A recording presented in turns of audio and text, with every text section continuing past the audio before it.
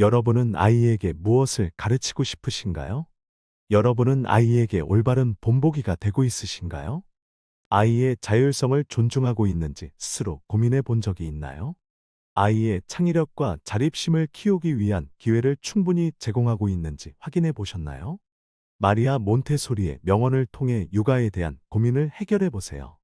그녀의 명언은 실천 가능한 육아 방법을 알려줍니다.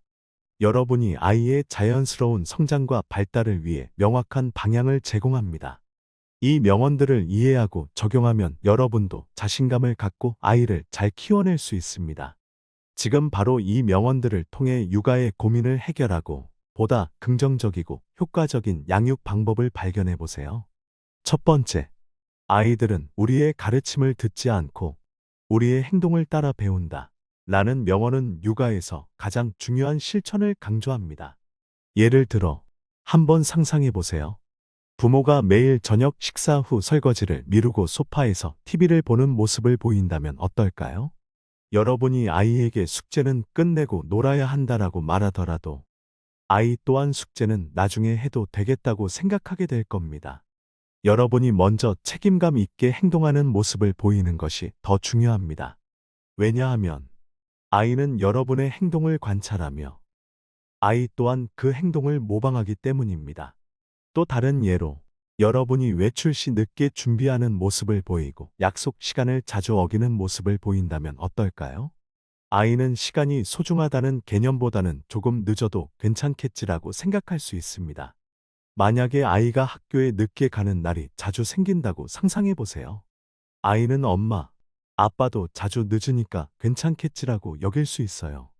하지만 여러분이 약속 시간을 철저히 지키고 외출 준비를 미리 하는 모습을 보여주면 아이는 자연스럽게 시간을 지키는 것이 중요하구나라고 깨닫게 됩니다. 여러분이 시간을 잘 지키는 모습을 보이고 일정을 계획하는 법을 보여주는 것이 아이에게 더 효과적인 교육이 됩니다. 결국 여러분의 행동이 아이의 행동에 가장 큰 영향을 미칩니다. 아이는 여러분의 행동을 보고 배웁니다. 그래서 부모가 긍정적이고 책임감 있는 행동을 일상에서 보여주는 것이 중요합니다. 아이는 이러한 행동을 자연스럽게 습득하고 자신의 생활에 적용하게 됩니다. 두 번째, 아이에게 가장 필요한 것은 사랑과 존중이며 그 안에서 자유롭게 성장할 기회를 주는 것이다. 라는 명언은 아이가 스스로 자립할 수 있도록 돕는 것이 얼마나 중요한지를 강조합니다. 여러분의 역할은 단순히 아이를 보호하는 것이 아닙니다. 아이들이 스스로 배우고 성장할 수 있도록 기회를 주어야 합니다. 예를 들어볼까요? 한 아이가 자전거를 배우려 한다고 상상해 보세요.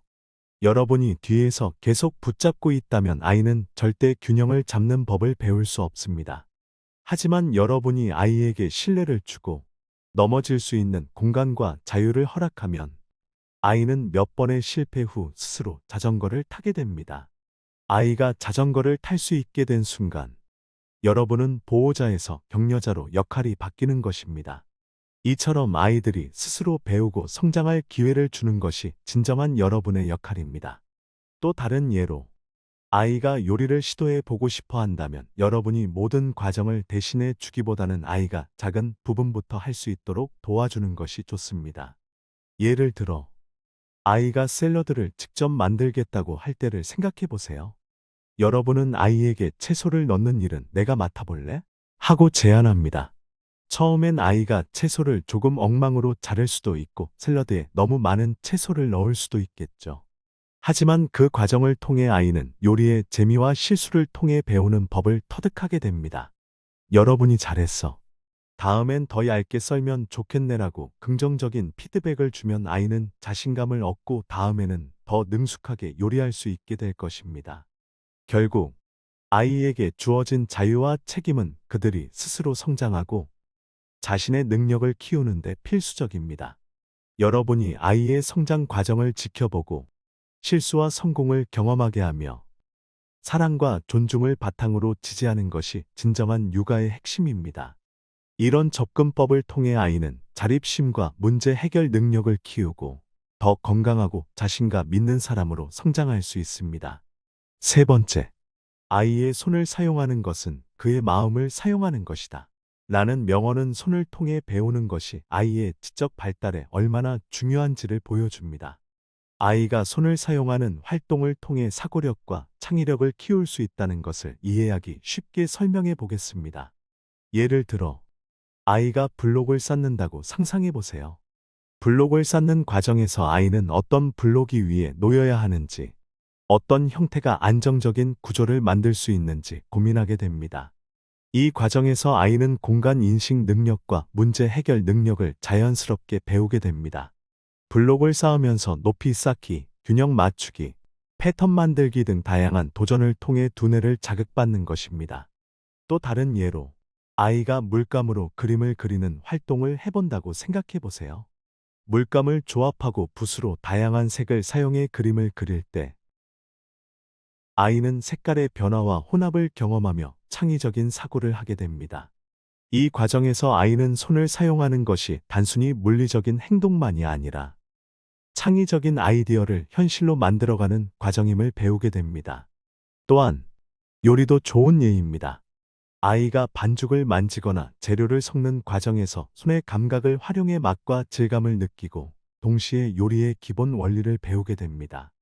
이 과정에서 손을 사용하는 것과 동시에 문제를 해결하고 창의적인 방법을 찾는 능력을 기를 수 있습니다. 결국 손을 사용하는 활동은 아이의 마음을 자극하고 두뇌 발달을 촉진시킵니다.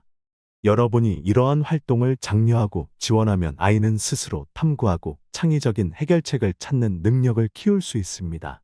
손을 통해 배우는 것은 단순히 재미있는 활동을 넘어서 아이의 지적 성장과 자율성을 키우는 중요한 과정임을 기억하세요.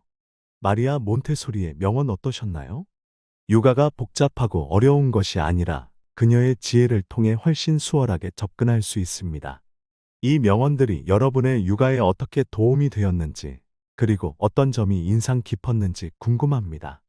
소중한 피드백은 댓글로 남겨주세요. 영상 마치겠습니다. 더 많은 육아 팁과 도움을 원하신다면 맘스힐러 구독하고 좋아요를 눌러주세요. 매주 새로운 영상을 제공하겠습니다. 감사합니다. 지금까지 육아 힐링 채널 맘스힐러였습니다.